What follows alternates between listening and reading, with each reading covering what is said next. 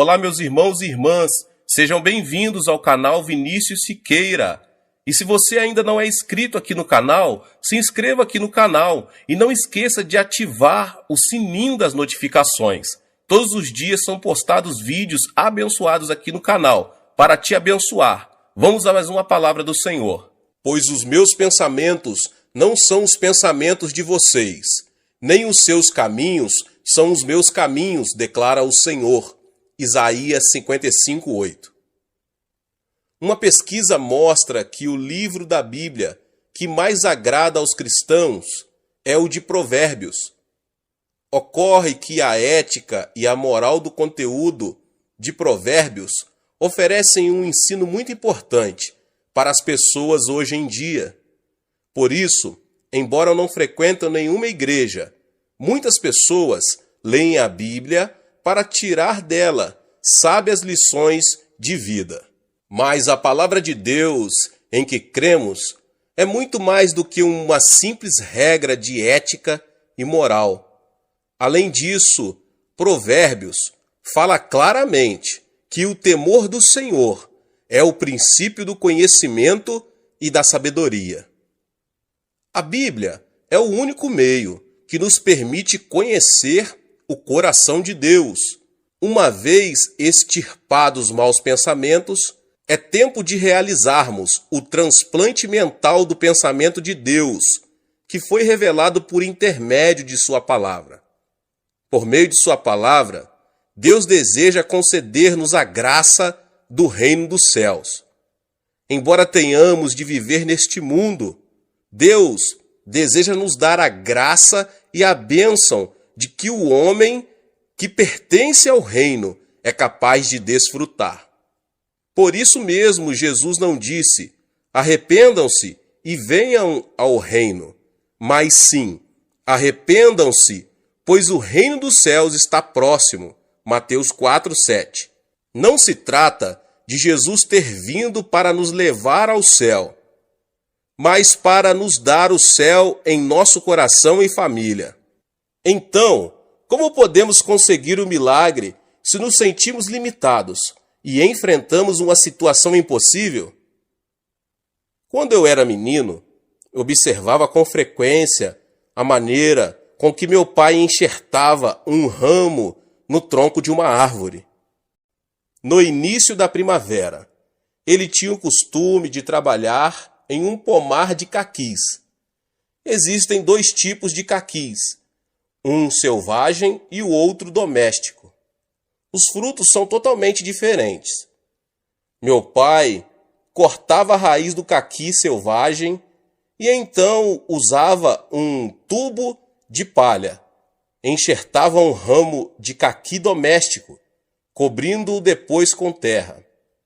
Às vezes, havia um momento de secura por falta de compatibilidade entre a raiz e o ramo implantado. Mas, uma vez superado o período de adaptação, de forma surpreendente, o pé de caqui selvagem dava frutos do caqui doméstico. Esse princípio da natureza nos ensina um princípio espiritual. Assim como o pé de caqui selvagem é capaz de produzir o fruto do caqui doméstico, nós também podemos ter os pensamentos de Deus e falar o que ele fala. Qual é o caminho para isso? Talvez seja a pergunta de muitas pessoas. O pensamento e o plano do homem produz consequências humanas. Se, no entanto, repelirmos o pensamento do homem e enxertarmos em nós o pensamento de Deus, talvez, inicialmente, passemos por um momento de turbulência, mas se superarmos o obstáculo, será possível pensar, agir e crer como filhos e filhas de Deus, e assim experimentar o milagre. Mas as pessoas se recusam a repelir o próprio pensamento, para se apegar à palavra de vida e promessa, porque o coração sofre e vai contra a própria experiência. Contudo, se abrirmos nosso coração para que a palavra de Deus brote em nós, tanto os planos como os pensamentos humanos se desfarão e seremos transformados pela palavra de Deus. Em 1973, quando organizei a 10ª Conferência Pentecostal, muitos pastores e novos convertidos do exterior aproximaram-se de mim perguntando: Pastor Cho, o senhor deve ser um gênio. Como conseguiu construir uma igreja tão grande? Por que sua igreja cresceu tanto? Eu respondia simplesmente: não sou um gênio, pois um gênio jamais faria o que fiz. Então como conseguiu isso? Com o pensamento do homem, não seria possível. Mas, se o pensamento de Deus se enraizasse no pensamento do homem, acontecem milagres surpreendentes. Deus disse muito claro que tudo é possível ao que crer. Marcos 9, 23. Logo que nos mudamos para Ioido, muitos me perguntaram: Pastor, quantos membros da sua igreja deixaram de frequentá-la? Mas, como eu tinha certeza de ter obedecido a Deus, respondia: as pessoas estão se aproximando, minha igreja está crescendo. E assim as coisas aconteceram. De acordo com Hall, o número de membros aumentou cada vez mais.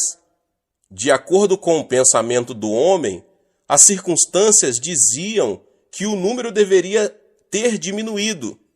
Mas a igreja cresceu porque eu havia repelido o pensamento humano e enxertado em mim o pensamento divino. Deus disse claramente: abra sua boca e eu o alimentarei. Salmos 81, 10. Além dessa promessa, a Bíblia contém 32.500 promessas divinas. De Gênesis a Apocalipse, a Bíblia é o pensamento e a palavra de Deus.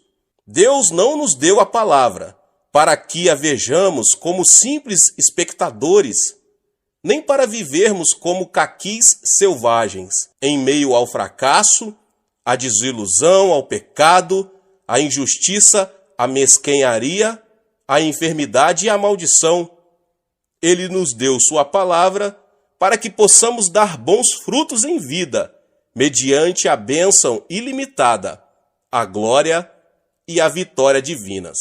Portanto, é fundamental que você transplante o pensamento de Deus em sua maneira de pensar. O enxerto não implica mudança da essência da árvore. Assim como removemos o galho de uma árvore e o enxertamos em outra, devemos transplantar o pensamento de Deus em nós e viver em sua presença. A Bíblia diz que Abraão teve seu filho Isaque aos 100 anos de idade. O corpo de Sara estava envelhecido e, portanto, ter um filho era praticamente impossível. No entanto, Deus semeou seu pensamento no coração de Abraão. Querer receber ou não o enxerto do pensamento de Deus depende de cada pessoa. Quando o anjo de Deus apareceu a Abraão e lhe disse: você terá um filho, ele riu até cair no chão, e Sara também riu. Apesar de tudo isso, Deus disse: você terá um filho. Aceitar ou não o pensamento de Deus dependia de Abraão e de Sara. Abraão enxertou o pensamento de Deus no próprio pensamento. Então seus nomes foram trocados. Abrão converteu-se em Abraão, pai de muitos filhos. E Sarai passou a chamar-se Sara, princesa. Ao enxertar o pensamento de Deus, eles passaram a ser estranhos para os incrédulos. Como pode um homem de 100 anos pensar em ter um filho? Eles estão loucos. É completamente ilógico. No entanto, é assim que isso funciona. Está certo que, de acordo com o pensamento do homem, existem limitações. Mas quando a pessoa tem o pensamento de Deus enxertado em seu pensamento, ela pode agir, falar e pensar como Deus. Deus deu um filho a Sara aos 90 anos de idade. Esse é Isaque, que é considerado o pai de Israel. De acordo com a Bíblia, Moisés era filho adotivo da filha de Faraó, ou seja, o chefe do exército do Egito e futuro sucessor no trono. Contudo, tendo crescido fisicamente e intelectualmente, deu-se conta de que era israelita.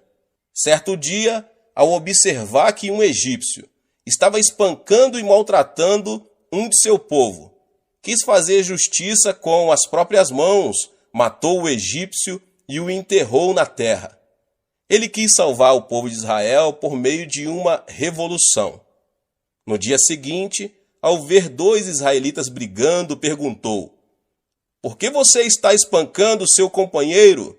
O agressor replicou: "Quem o nomeou líder e juiz sobre nós? Você quer matar-me como matou o egípcio?"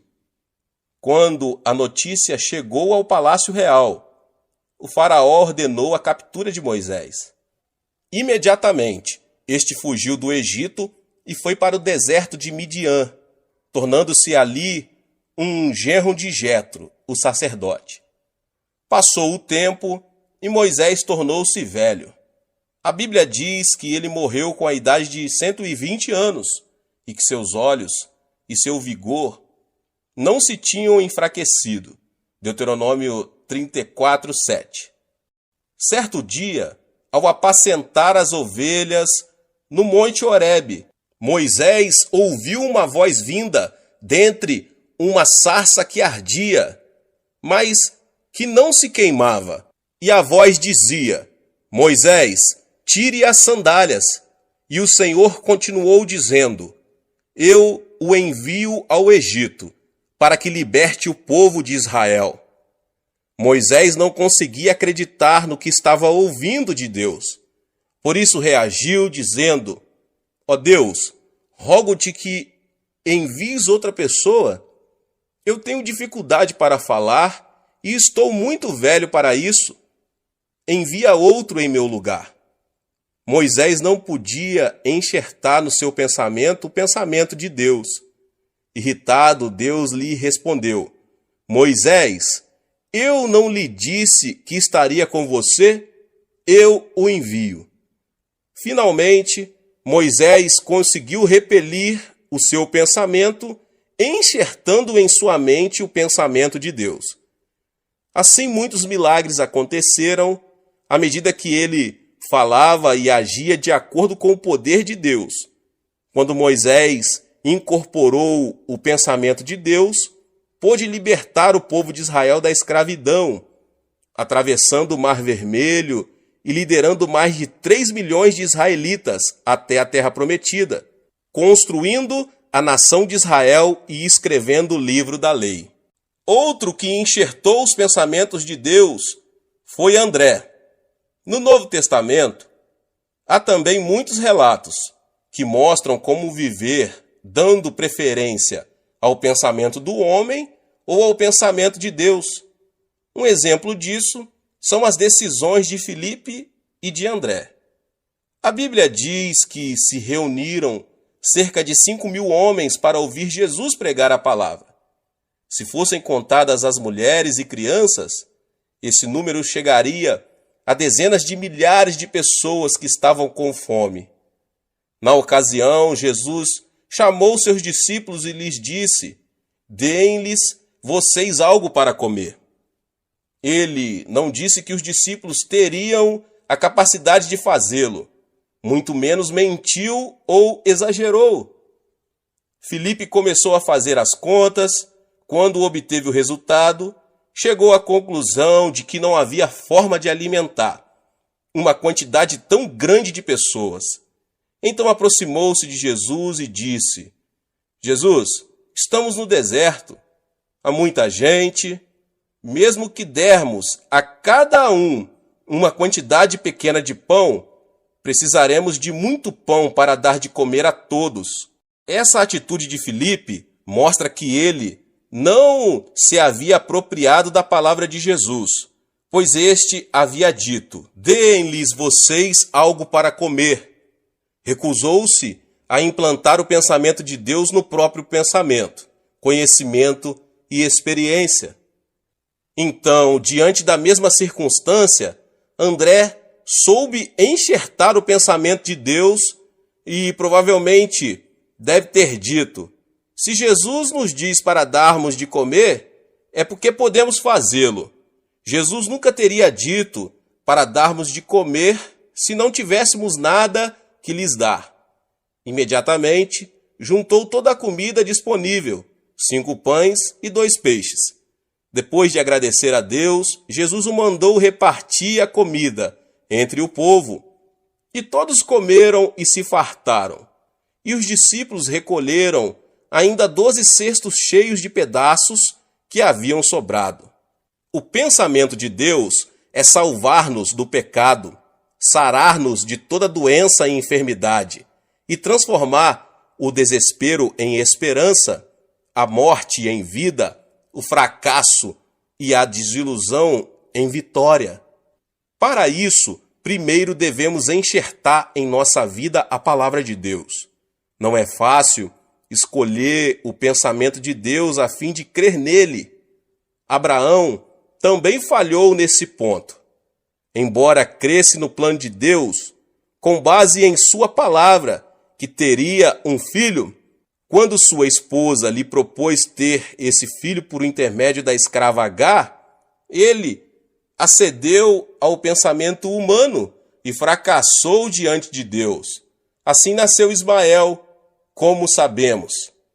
É extremamente difícil distinguir entre o próprio pensamento e o pensamento divino. É difícil obedecer a Deus. Há momentos em que não obedecemos por pensar que o pensamento de Deus é o nosso pensamento, ou por nos consolar imaginando que o pensamento é o pensamento de Deus. Abraão falhou em um princípio, mas decidiu aceitar novamente o pensamento de Deus em sua vida. Decidiu crer no pensamento de Deus, baseando-se no momento em que ele o tirou de sua tenda e o fez contar as estrelas do céu. O mesmo aconteceu com Sara. Ela decidiu aceitar o pensamento de Deus, mesmo sabendo que não poderia conceber e ter um filho.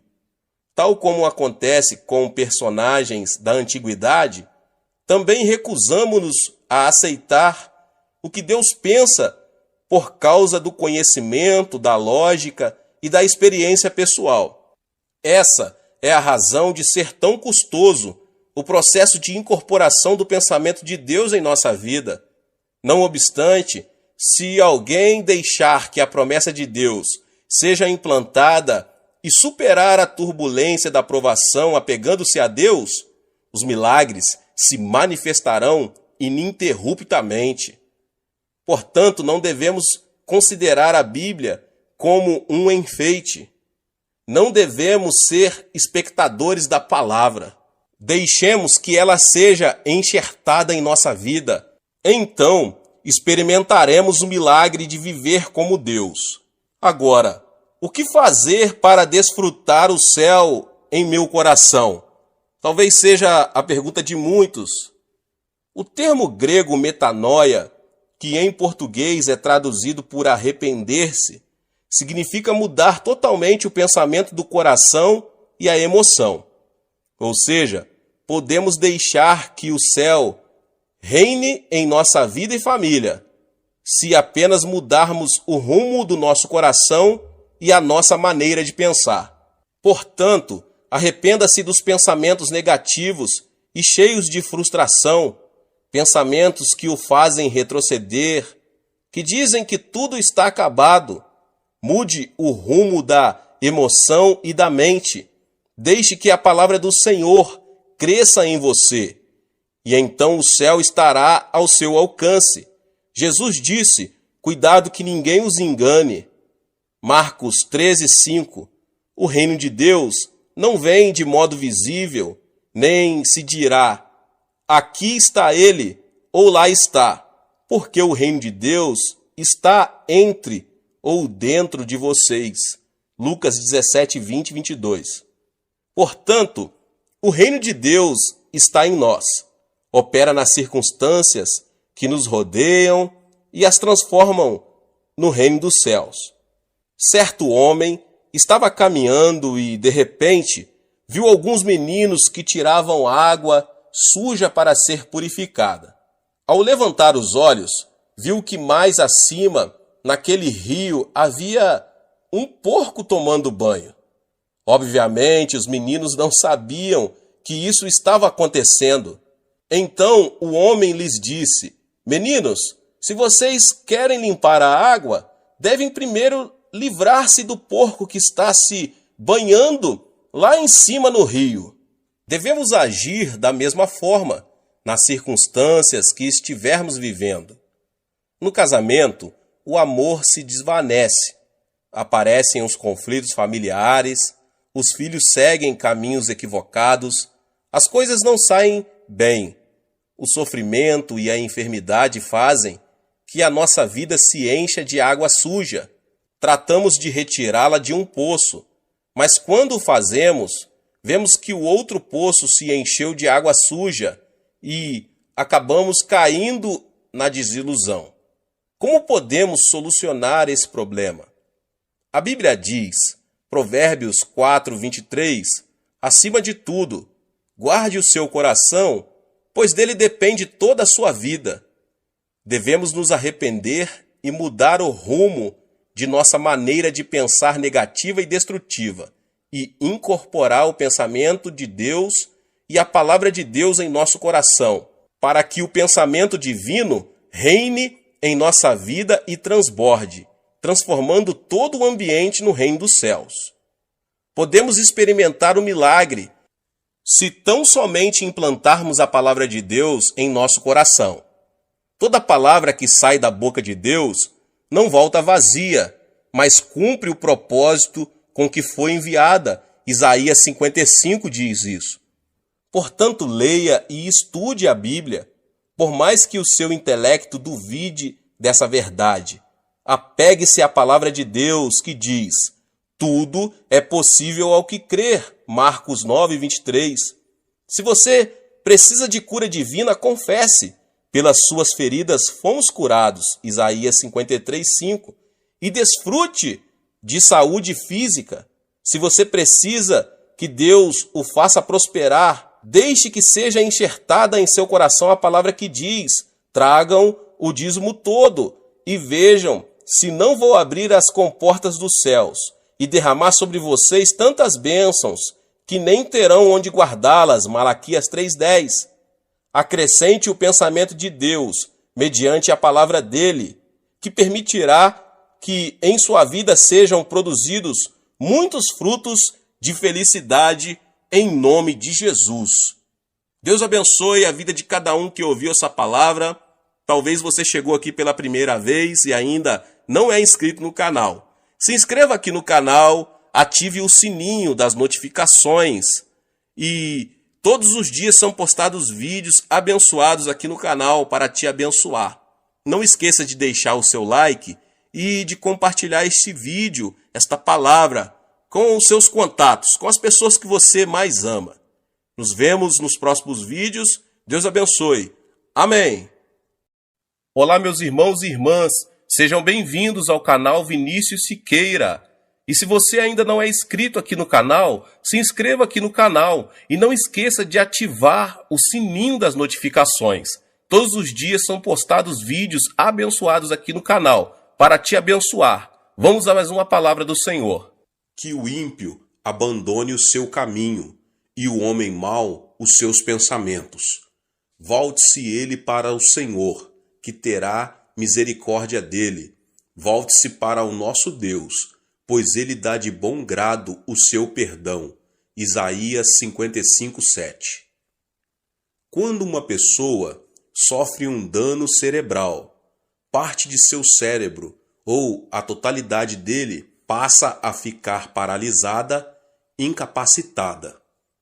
A medicina tem feito avanços enormes, chegando a remover nódulos no cérebro e preservando não somente a vida, como também impedindo a paralisia parcial ou total. Não é minha intenção falar sobre a paralisia provocada pelas enfermidades cerebrais. Desejo referir-me às enfermidades mentais invisíveis aos olhos, como os maus pensamentos e a filosofia de vida negativa, que nos tornam incapacitados pelo fracasso e pela frustração, que nos impedem de desfrutar a vida feliz que Deus nos oferece. Quando os discípulos de Jesus subiram ao templo às 3 horas da tarde, a hora da oração, encontraram ali um aleijado de nascença. Pedro, olhando-o nos olhos, disse: Não tenho prata nem ouro, mas o que tenho, isso lhe dou.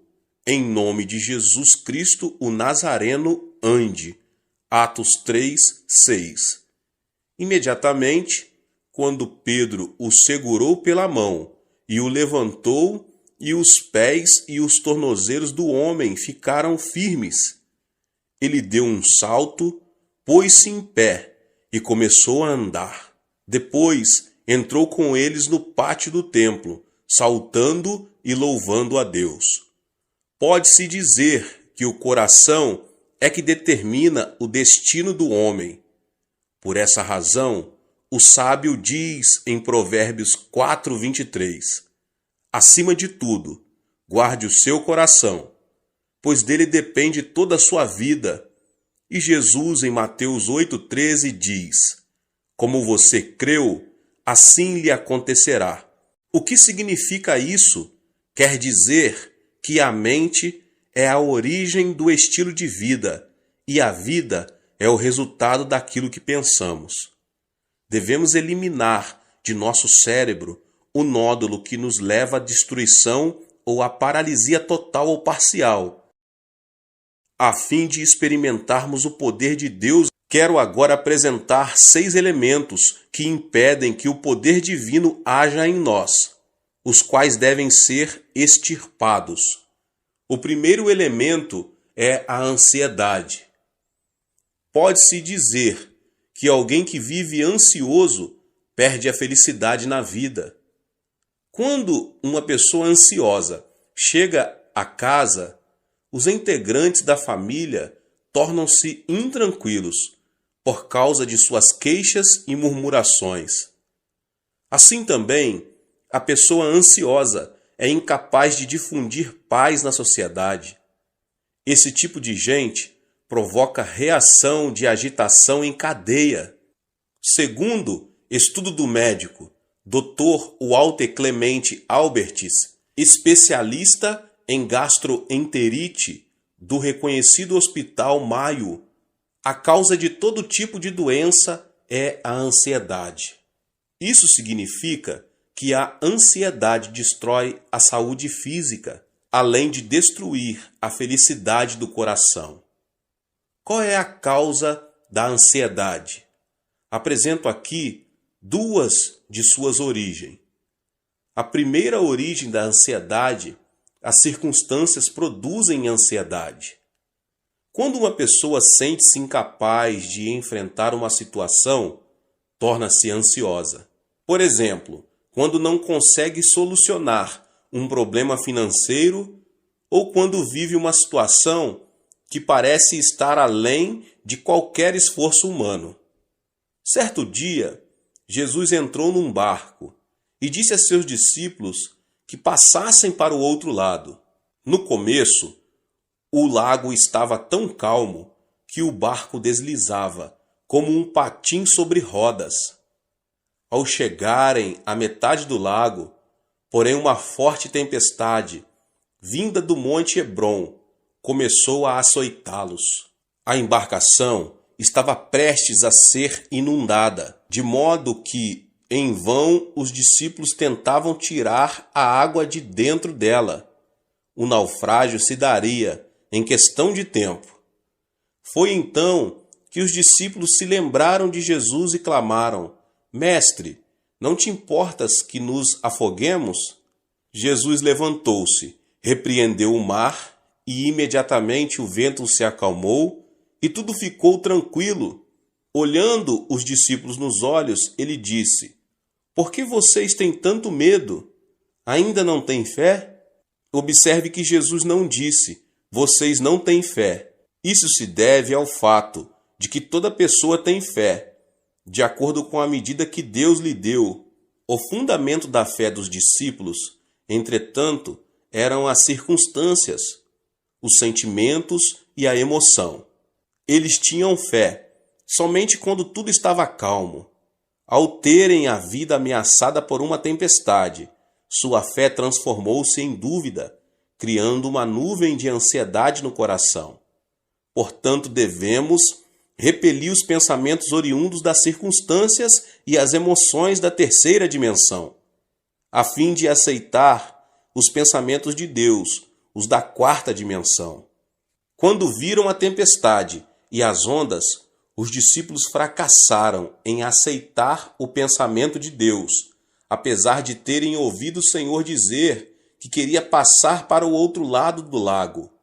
Seus fundamentos de fé não eram a palavra de Deus da quarta dimensão, e sim as circunstâncias e as emoções da terceira dimensão.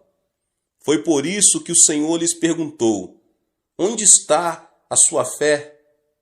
A palavra de Deus permanece para sempre e jamais muda. Apegar-se firmemente à palavra de Deus não é outra coisa senão aceitar o pensamento de Deus. Portanto, apesar das circunstâncias, se o fundamento do nosso coração é a palavra de Deus, mediante a fé, podemos estar livres de nossa ansiedade e preocupação. A segunda origem da ansiedade é que o pecado produz ansiedade. Quando peca, a pessoa torna-se ansiosa, porque perde a confiança diante de Deus. O pecado separa o homem de Deus. Quando Adão e Eva pecaram, não puderam permanecer diante dele. Gênesis 3:10 diz: Ouvi teus passos no jardim, e fiquei com medo, porque estava nu. Por isso me escondi. Qual foi a causa do medo? O pecado, sem dúvida. Ao comer do fruto da árvore proibida, Adão e Eva souberam que estavam nus e tiveram medo. Por isso não puderam apresentar-se diante de Deus. Da mesma forma, o homem que comete pecado não tem paz. As Escrituras dizem: Não há paz alguma para os ímpios, Isaías 48:22. Portanto, a consequência do pecado é a ansiedade. Se uma pessoa se sente ansiosa ao sentar-se e ao levantar-se, sua vida será uma ruína. Não obstante, se alguém se aproxima do Senhor e confessa todos os seus pecados, estes se tornam brancos como a neve, ainda que tenham sido como o escarlate. Não se trata de mudar as circunstâncias para que possamos desfrutar paz. Jesus disse: Nesse mundo vocês terão aflições. Contudo, tenham ânimo, eu venci o mundo. João 16:33. E o apóstolo João declara: Porque aquele que está em vocês é maior do que aquele que está no mundo. 1 João 4:4. Portanto, apesar das circunstâncias, deposite sua fé na palavra de Deus. O arrependimento o ajudará a se libertar de toda a ansiedade que tenta destruir sua vida. O segundo elemento é a solidão. A solidão a que me refiro não é a solidão causada pelas circunstâncias. Por exemplo, se você separa um tempo para orar no monte e estar a sós com Deus, isso não é solidão. A solidão é sentir-se só e se caracteriza pelo egocentrismo. É querer receber sem dar. É manter-se indiferente à felicidade dos outros. Quando alguém se torna extremamente egocêntrico e não se interessa pelos outros, transforma-se numa pessoa teimosa e fria. Obviamente, Ninguém será receptivo a uma pessoa que demonstre ser assim. Esse comportamento torna as pessoas ainda mais fechadas em sua solidão, levando-as à destruição. Deus não criou o homem como um ser solitário. Em Gênesis 2, 18 e 24, o Senhor fala: "Não é bom que o homem esteja só. Farei para ele alguém que o auxilie e lhe corresponda. Por essa razão, o homem deixará pai e mãe e se unirá à sua mulher, e eles se tornarão uma só carne." O homem nasce de duas pessoas. No idioma chinês, a palavra homem é representada por caracteres formados por dois traços que se apoiam entre si. Ou seja, são duas pessoas que formam uma unidade. Por isso Jesus orou ao Pai, dizendo: "Pai nosso que estás nos céus." Não é o plano de Deus que o homem esteja só. Até mesmo na natureza de pregar o Evangelho, Jesus enviou os seus discípulos em duplas. O apóstolo Paulo sempre esteve acompanhado de Barnabé. Depois de uma discussão entre eles, Paulo juntou-se a Silas e Barnabé a João Marcos. Portanto, quem se considera santo e justo e gosta de estar sozinho, não é um santo verdadeiro. Nada mais é do que um egoísta. Temos de desfazer a solidão do nosso coração, que nada mais faz senão destruir a nossa vida. Agora, o terceiro elemento é a indecisão. A fé sem obras é morta. Quando alguém duvida e vacila entre uma e outra coisa, denota ser uma pessoa indecisa.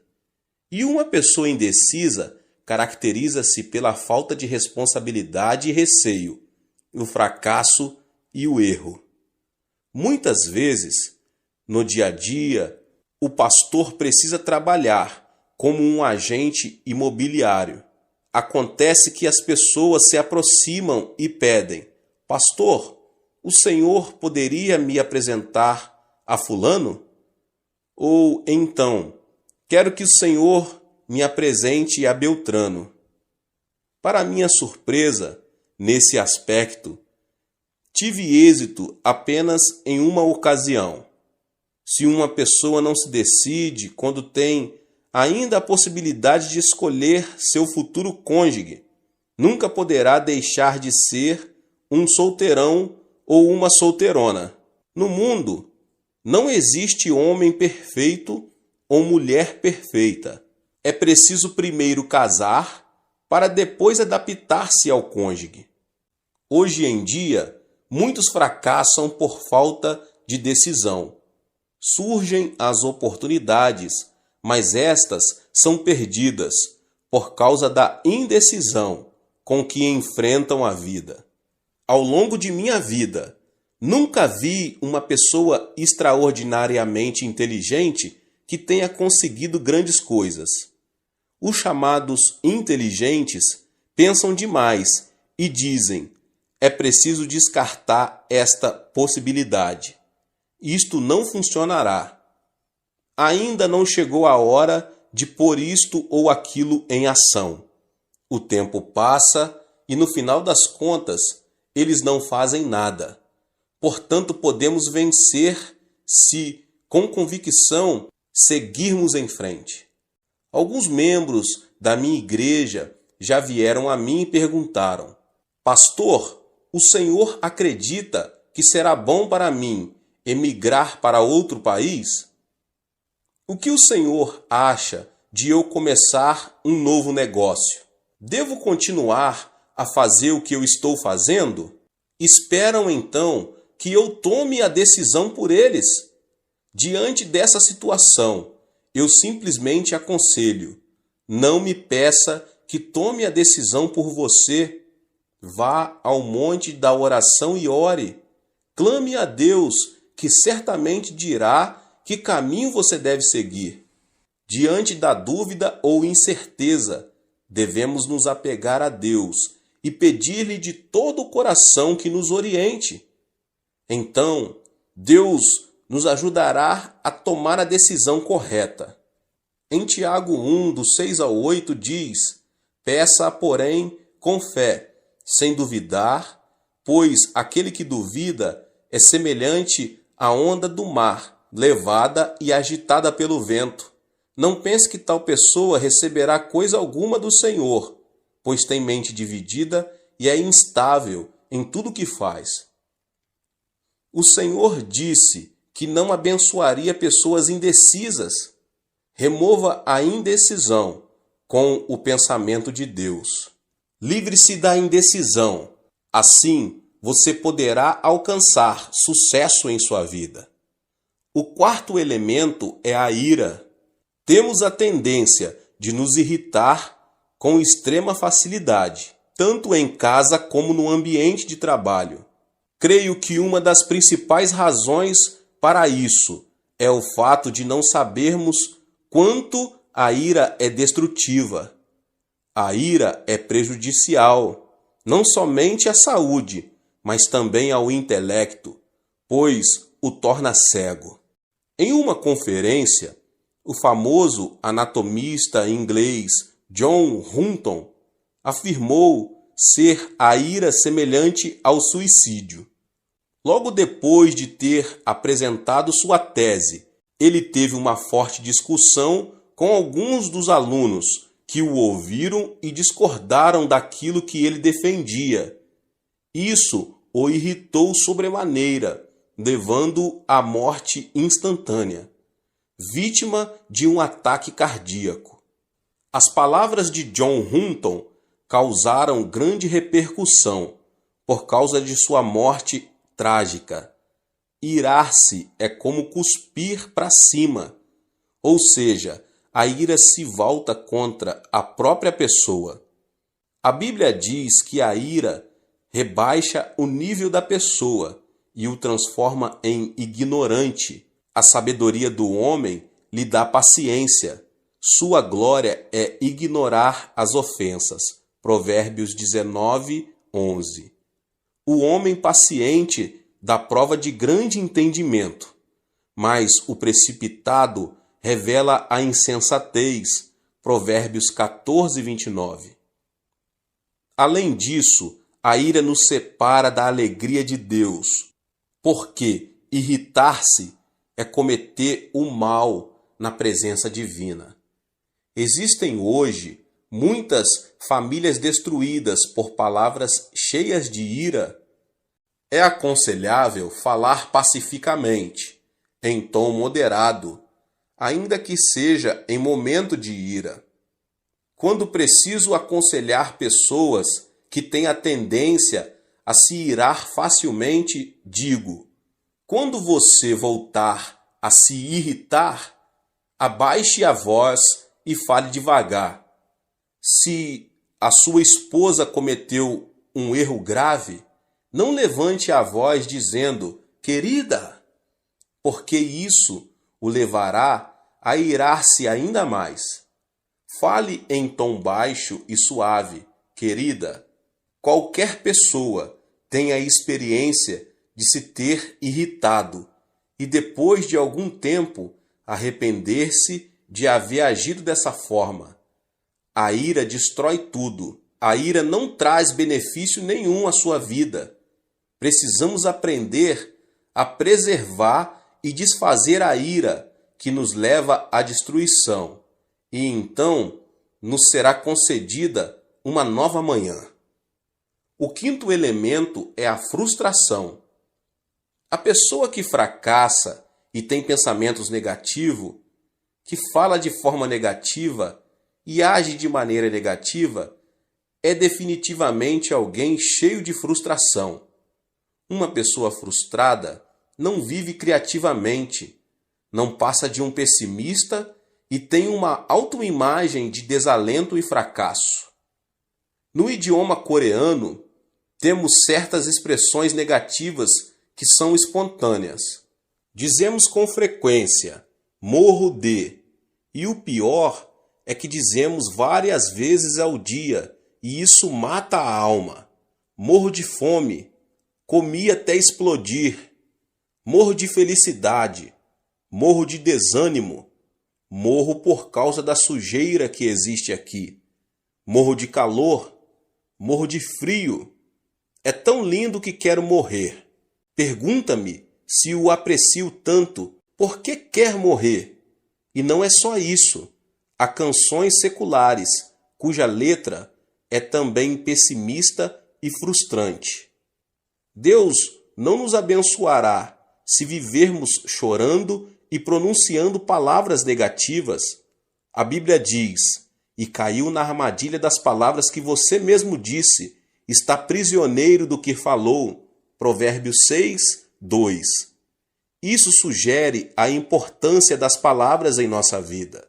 Portanto, se falarmos palavras negativas, vamos viver sob a sombra da frustração. Tenho recebido muitas cartas que chegam do interior do país. No entanto, se o conteúdo da carta é negativo e frustrante, deixo de responder a ela. Ao contrário, se a pessoa que a escreveu, embora diante de frustração e de um panorama desalentador, denota a esperança, oro por ela e faço tudo o que posso para ajudá-la. Sabe qual é a diferença entre uma pessoa de sucesso e uma pessoa fracassada? As bem-sucedidas não se mostram frustradas diante de um eventual fracasso e logo se colocam em pé novamente. Ao contrário, as pessoas fracassadas denotam frustração, desanimam e cruzam os braços. Aqui está a diferença. A chave do êxito da vida está em ter coragem e não desanimar nunca. Aos 70 anos, com uma dívida de milhares de dólares, o coronel Sanders foi à falência. Ficou tão abalado que foi internado num hospital. Mesmo assim, não conseguia conciliar o sono. Certo dia, bem de madrugada, ouviu um hino que dizia: não esmoreças, Deus te protege. Descansa sob suas asas, Deus te protege. Como um sonâmbulo, dirigiu-se ao lugar de onde vinha o cântico. O hino vinha de uma pequena igreja. Ao entrar, encontrou uma senhora idosa que cantava o hino, curvada diante do altar. A voz daquela senhora parecia a voz de um anjo. No mesmo instante, ele se arrependeu e entregou sua vida ao Senhor. Repentinamente, sentiu uma grande paz. A paz que só desfrutam as pessoas que caminham com o Senhor. Antes de entrar em falência, Sanders era o dono de uma empresa. Decidiu esquecer seu passado e começar tudo de novo como cartonador. Não foi nada fácil. Entretanto, ele superou a adversidade, confiou no Senhor e, sob a orientação do Espírito Santo, começou a vender frango frito. Hoje, ele é um milionário conhecido em todo o mundo. Esta é a história de Sanders Chicken, mais conhecido como KFC. Assim também, devemos nos livrar da frustração que nos leva ao fracasso. E o sexto e último elemento é o autoabandono. Atualmente, as histórias de criminosos se têm transformado em filmes. A história de Shi Kang-hun, que conseguiu fugir da cadeia com um grupo de colegas, está numa tela gigante, sob o título Holiday. Esse tipo de material cinematográfico tem o mérito de nos ajudar a ver a sociedade de outro ponto de vista. Mas a filosofia de vida, o que tiver de ser será, dos protagonistas não é nada edificante.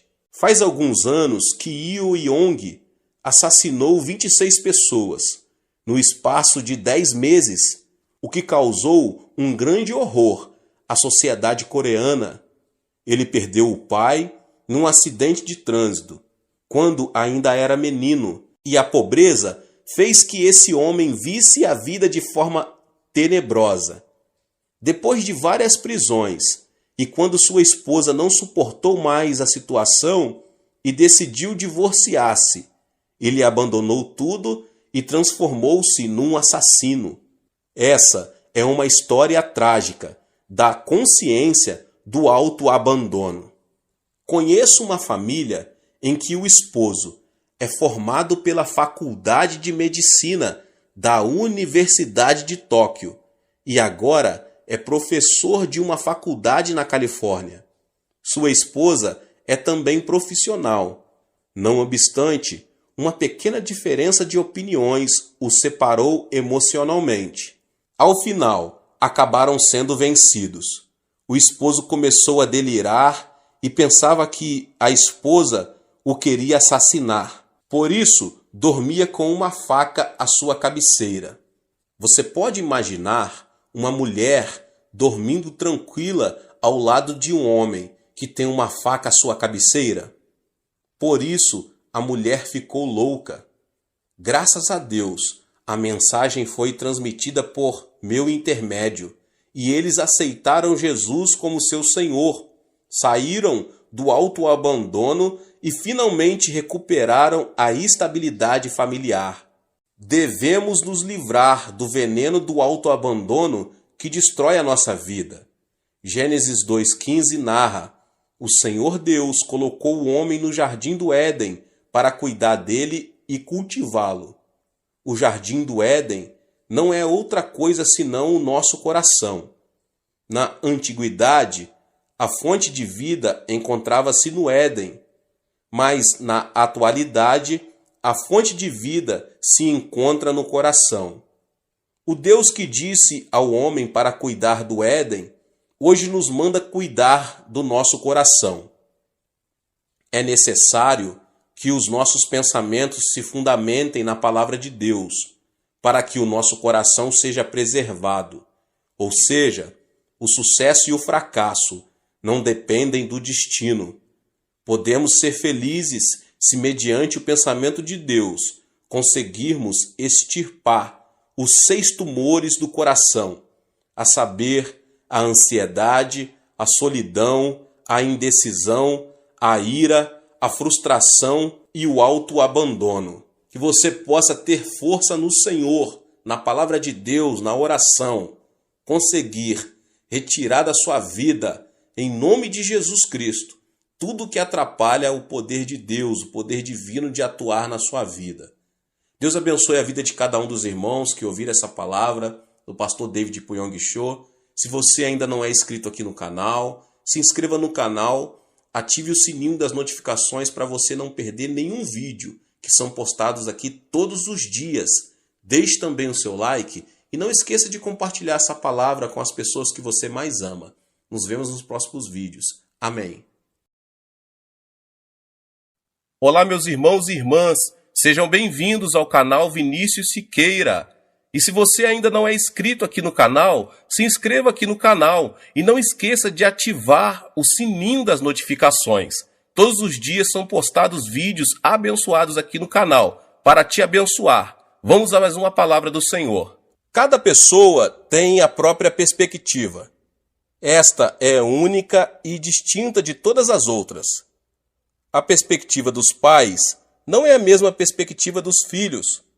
A maneira com que a geração adulta vê uma situação não é a mesma com que os jovens a veem.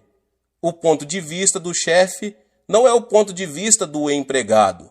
Os políticos da oposição não veem as coisas como as veem os políticos que apoiam o governo. É imprescindível que haja contínua busca de entendimento entre ambas as partes. Mas existe uma diferença maior de perspectivas. Trata-se do ponto de vista do homem e do ponto de vista de Deus. A Bíblia explica isso da seguinte forma. Isaías 55, 8, 9 diz: pois os meus pensamentos não são os pensamentos de vocês, nem os seus caminhos são os meus caminhos, declara o Senhor.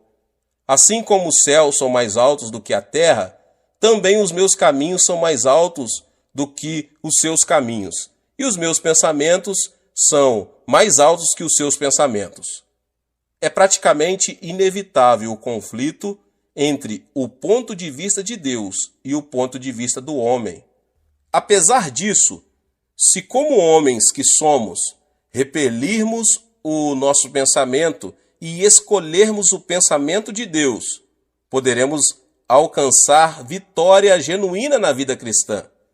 O pensamento de Deus é um caminho de verdade e vida, o qual devemos seguir. Ele se torna um mapa capaz de indicar onde se encontra a felicidade e de mostrar o leme que nos guia até onde temos de chegar. Um bom exemplo disso é a vida de Abraão. Se você tem o pensamento de Deus, pode começar a sonhar. A vida de Abraão passou por uma drástica mudança de rumo, quando ele tinha 75 anos de idade. Essa é uma idade quando a pessoa precisa fazer uma avaliação da sua vida, refletindo sobre a maneira em que viveu, e deve pensar a respeito da morte. Em outras palavras, é a idade menos indicada para um novo começo. Mas Deus chamou Abraão e ordenou-lhe que começasse tudo de novo.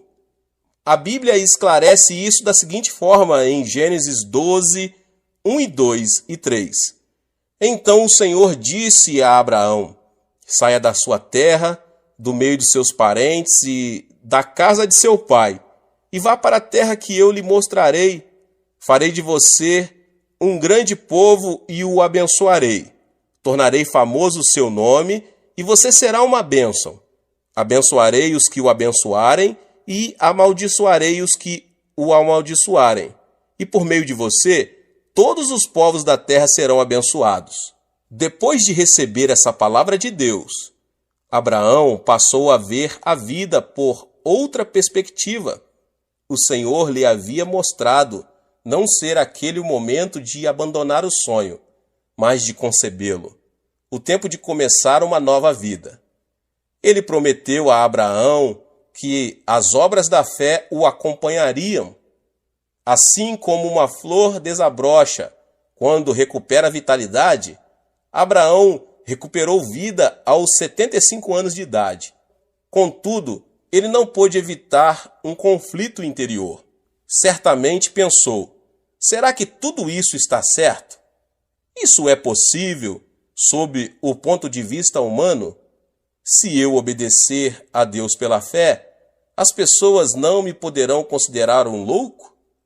Abraão se viu diante de um conflito: ver as coisas como Deus as vê e começar uma nova aventura, ou ver o mundo como o homem vê e permanecer no mesmo lugar. Afinal, Abraão tomou a decisão de ver as coisas como Deus as vê.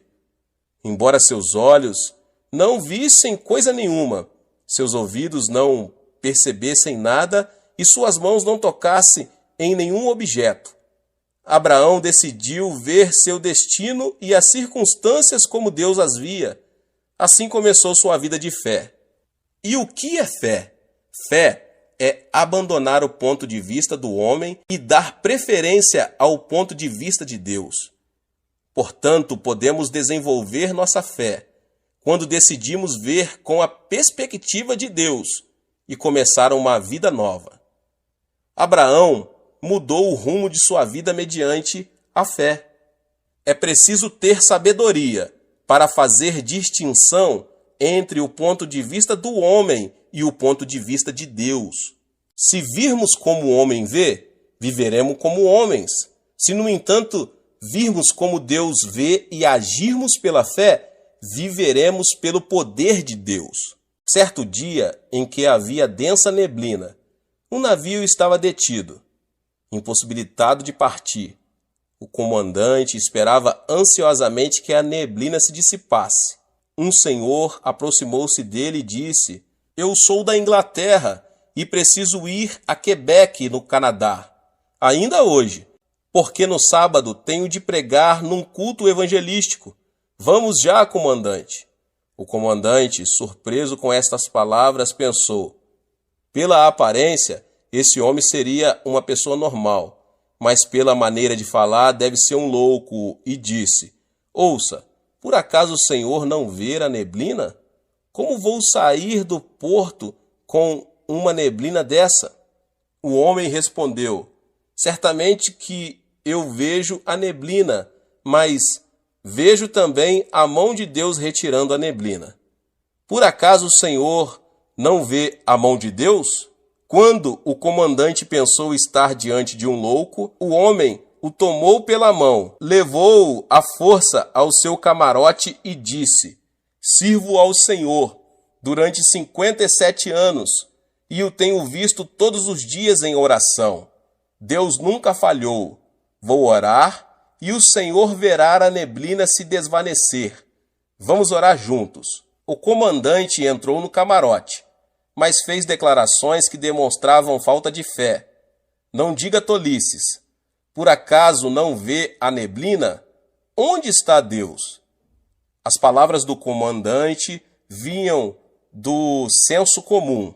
De repente, George Miller dobrou os joelhos e orou: Deus, Criador dos céus e da terra, eu vim da Inglaterra e preciso ir a Quebec para pregar a tua palavra. Portanto, faze que o navio parta agora mesmo. Assim que terminou a oração, disse ao comandante: ligue o motor do navio. O senhor acredita que a oração fará melhorar as condições do tempo? Não diga tolices. George Miller respondeu: abra a janela.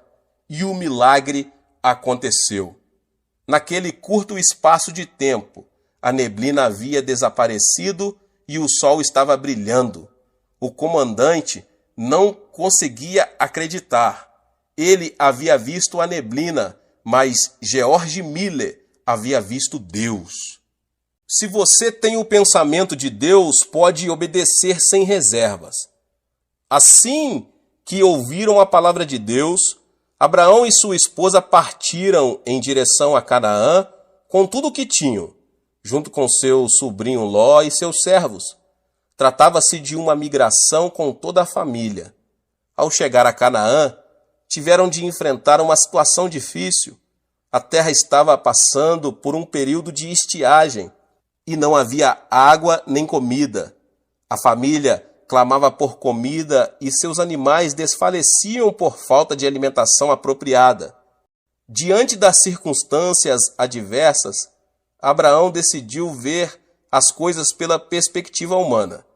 Buscando a sobrevivência, foi para o Egito, a terra do pecado, junto com seu sobrinho Ló. Ali, com o propósito de preservar sua vida, fez que a esposa dissesse que era sua irmã.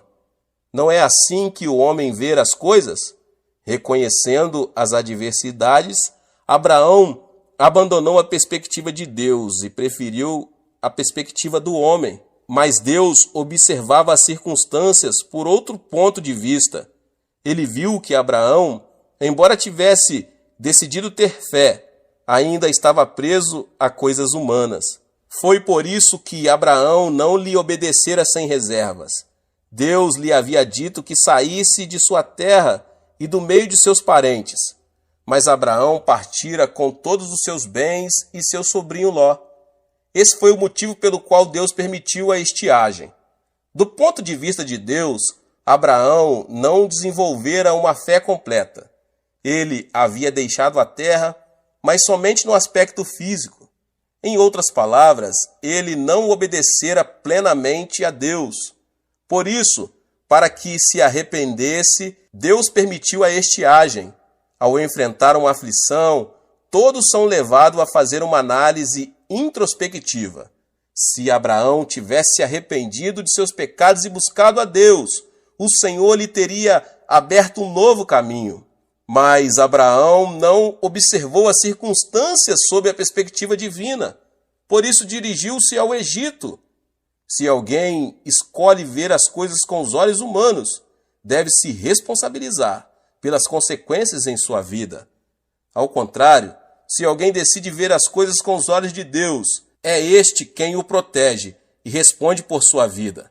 Como consequência, Abraão enfrentou situações muito críticas. O rei do Egito tomou Sara, pensando ser a irmã mais nova do estrangeiro. Abraão preservou sua vida porque entregou sua esposa como mulher a outro homem.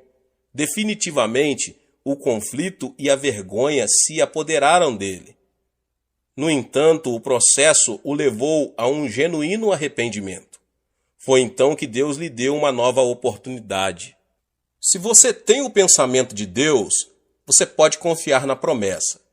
Depois do quebrantamento, Abraão voltou à terra de Canaã junto com seu sobrinho Ló. Em Canaã, ele teve uma vida próspera porque administrou bem o que ganhou no Egito.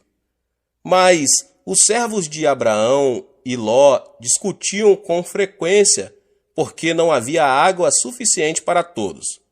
Diante disso, Abraão decidiu separar-se do seu sobrinho. Ao ouvir a confissão de Abraão, percebemos imediatamente quando ele tinha sido quebrantado.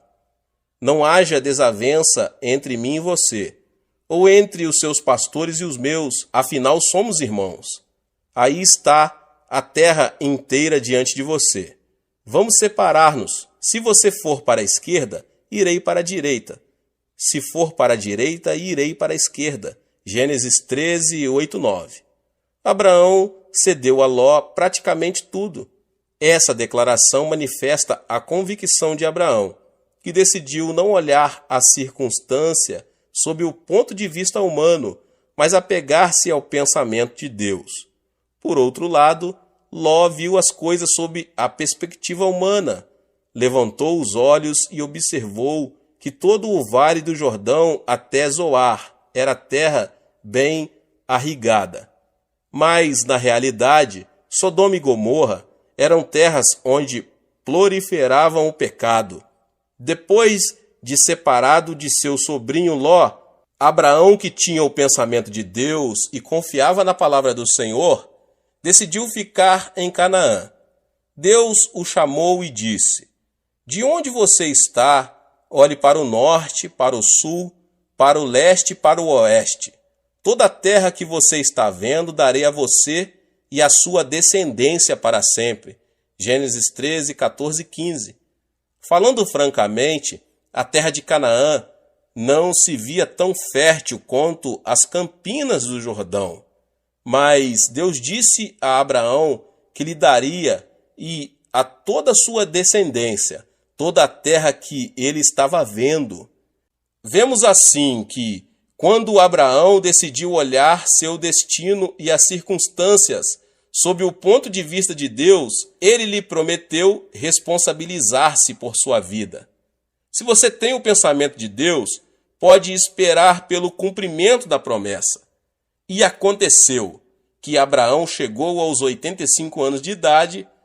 10 anos já se haviam passado desde o dia em que ele decidira vir à terra de Canaã. Contudo, Abraão não tinha nenhum filho. Sob o ponto de vista humano, já não havia possibilidade de ver cumprida a promessa divina. Por essa razão, a esposa de Abraão, Sara, propôs-lhe que ele tomasse sua escrava Agar, para que, talvez por intermédio dela, viesse a ter filhos. E assim foi. Abraão, que até aquele momento estava crendo e esperando na palavra de Deus, começou a olhar com os olhos do homem e, consequentemente, tomou sua escrava como mulher. Pouco tempo antes, porém, Deus lhe havia dito: "Não tenha medo, Abrão, eu sou o seu escudo. Grande será a sua recompensa." Gênesis 15, 5. Mas Abraão enfatizou o fato de não ter um filho, dizendo: "Ó soberano Senhor, que me darás, se continuo sem filhos e o herdeiro do que possuo é Eliezer de Damasco? Tu não me deste filho algum. Um servo de minha casa será o meu herdeiro." Gênesis 15, 2 e 3. Mas esse pensamento era do homem, porque o pensamento de Deus era diferente. Depois de lhe dizer: seu herdeiro não será esse. Um filho gerado por você mesmo será o seu herdeiro. O Senhor o levou para fora da tenda e mostrou-lhe as estrelas do céu e disse: olhe para o céu e conte as estrelas, se é que pode contá-las. E prosseguiu: assim será a sua descendência. Da mesma forma, existe uma grande diferença entre o ponto de vista do homem e o ponto de vista de Deus. O ponto de vista de Deus era que, embora Sara fosse anciã, o milagre ocorreria e Abraão teria tantos filhos como as estrelas do céu. O ponto de vista do homem, porém, era que Sara não podia mais ter filhos. Abraão, que uma vez fracassara por ter escolhido olhar as coisas como o homem as vê, voltara a se equivocar, somente pelo fato de não ter algo que pudesse ser visto imediatamente. Foi por isso que Abraão possuiu Agar e com ela teve Ismael. Mas Deus não aceitou Ismael. Se Abraão não tivesse gerado Ismael, o conflito entre judeus e árabes não existiria. De certo modo, ele voltou a fracassar por haver escolhido o ponto de vista do homem. Ao meditar na história de Abraão, percebemos que não é fácil ver as coisas como Deus as vê e desenvolver um alto nível de fé. Isso não é conseguido instantaneamente. Existe nisso um processo de perseverança. Hoje em dia, muitos cristãos confessam: Deus, eu creio somente em tua palavra. Seguirei este caminho pela fé. Por mais que me critiquem e as circunstâncias não me favoreçam, viverei vendo as coisas com os olhos da fé.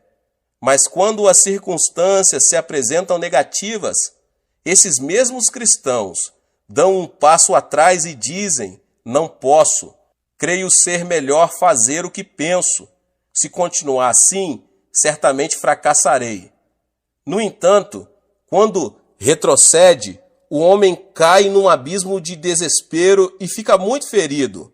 É nesse momento que se lembra da palavra de Deus, arrepende-se e volta-se para ele. Consideramos Abraão o pai da fé. Contudo, ele não se transformou em pai da fé desde o princípio. Abraão precisou ajustar sua visão constantemente. Foi por meio desse processo que ele aprendeu a repelir a obstinação e a mesquinharia do homem, obedecendo à vontade de Deus. Se você tem o pensamento de Deus, pode crer no sobrenatural.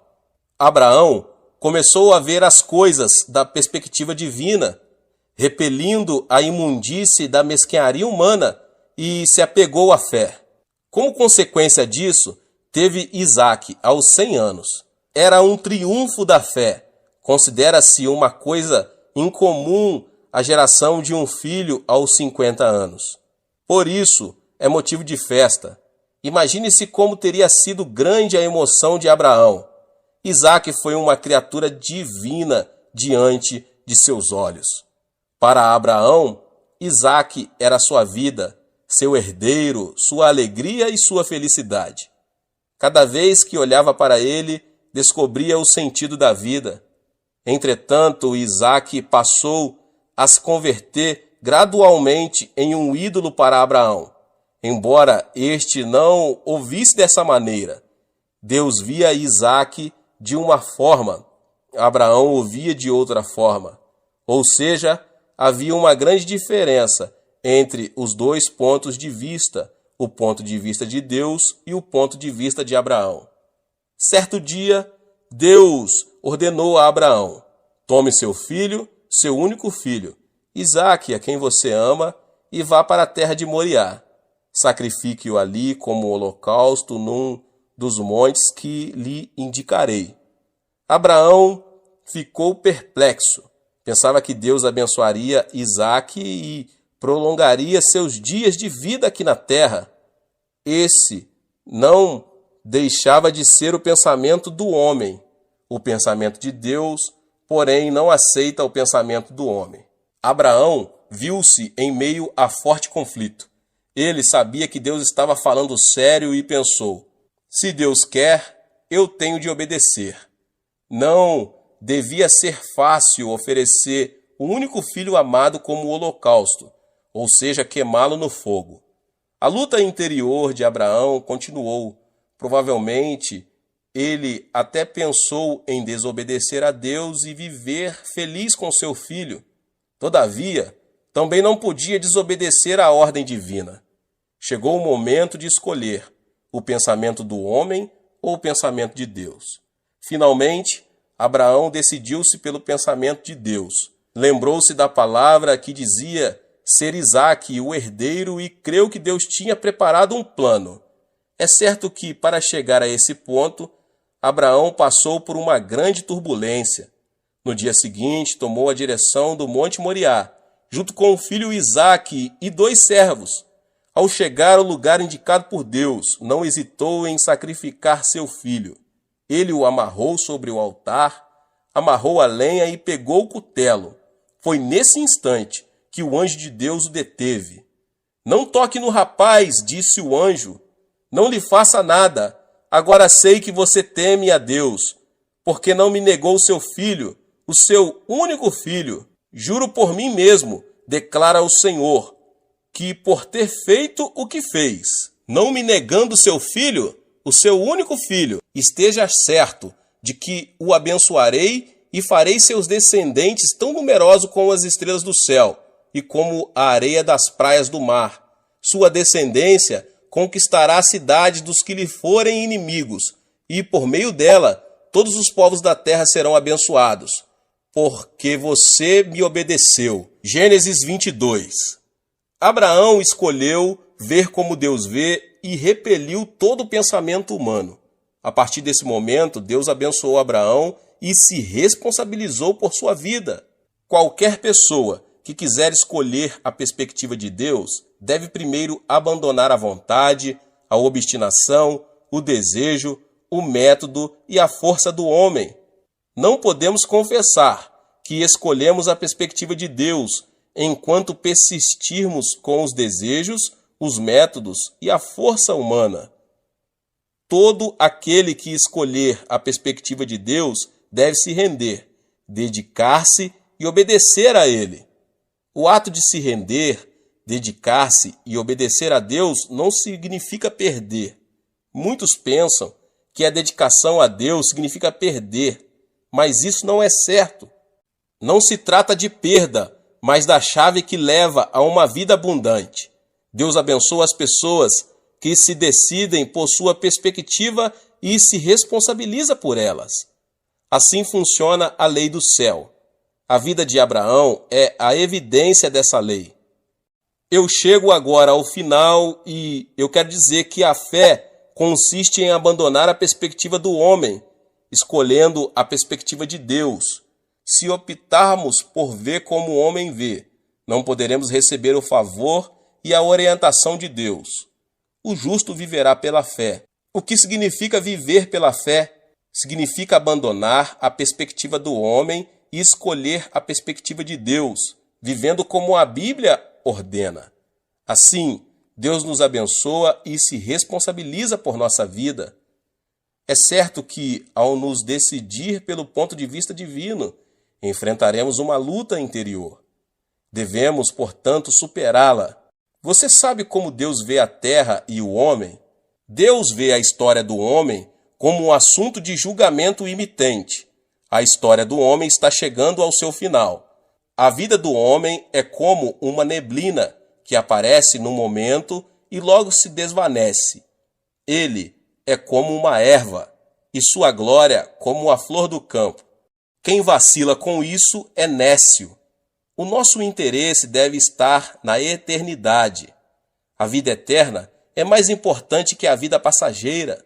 Essa filosofia de vida permitirá que a pessoa viva a vida transitória de maneira muito mais significativa. As Escrituras dizem, da mesma forma, como um homem está destinado a morrer uma só vez e depois disso enfrentar o juízo. Hebreus 9, 27. A terra não permanecerá para sempre. Portanto, temos de ver as coisas sob a perspectiva de Deus. Para isso, devemos tomar uma difícil decisão. Sob que perspectiva você vê a vida? os cristãos devem abandonar tudo o que é humano e aceitar a perspectiva de Deus. Esse é o único caminho, porque Deus se responsabiliza por aquele que abandona o ponto de vista humano, decide tomar o ponto de vista divino em nome de Jesus. Deus te abençoe. Glória a Deus. Se você ainda não é inscrito aqui no canal, se inscreva no canal, ative o sininho das notificações para você não perder os vídeos que são postados aqui no canal. Deixe também o seu like e não esqueça de compartilhar. Compartilhe nas suas redes sociais, tá bom? Compartilhe com seus contatos, com as pessoas que você mais ama. Nos vemos nos próximos vídeos. Amém. Deus abençoe.